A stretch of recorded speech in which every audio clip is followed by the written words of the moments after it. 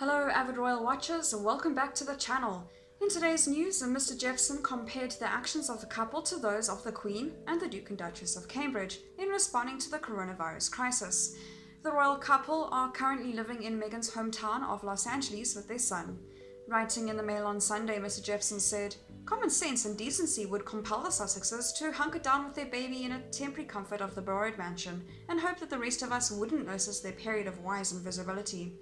But they dare not, because to be invisible and unroyal now is to fail the audition, and that they simply can't afford.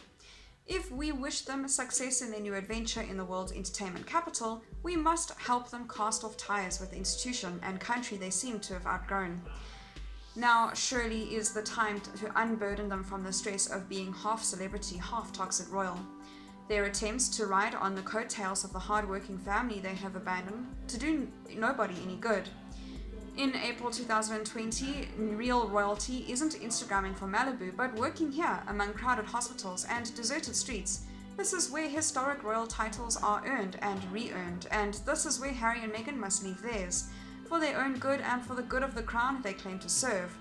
Meghan and Harry shocked the world in January by announcing they were stepping down as senior members of the royal family and would seek to become financially independent. The couple officially ended their senior royal duties at the end of March. They moved first to Canada, then Los Angeles, where Meghan was born and brought up. Meghan and Harry agreed to drop their Sussex royal brand after talks with the wider royal family. They have also pledged to repay the taxpayer money spent renovating Frogmore Cottage, their former home near Windsor. Mr. Jefferson contrasted the response of Meghan and Harry to the UK coronavirus outbreak with that of other royals. He said, "It may have been years since the royal family had a real chance to do their job as heart and soul of the kingdom, but by God and by the grace of COVID they have it now. Never in living memory for most of her subjects has the Queen better embodied the modest optimism and the quiet resolve that define the best of British character.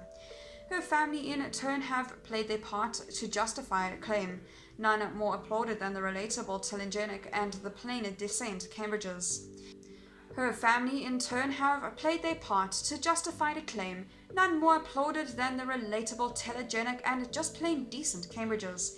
It seems an age ago that Meghan and Harry joined William and Catherine to form the Fab Four of young royal stars whose charisma, approachability, and fundraising potential seem limitless. Meghan and Harry have been spotted out in Los Angeles several times delivering food to vulnerable people since the coronavirus crisis began.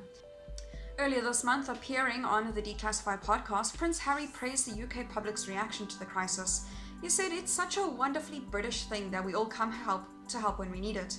It makes me incredibly proud to see the Brits stepping up like this. I really hope this keeps going on after coronavirus." That's all for today's news. Thank you very much for watching. I'll see you next video.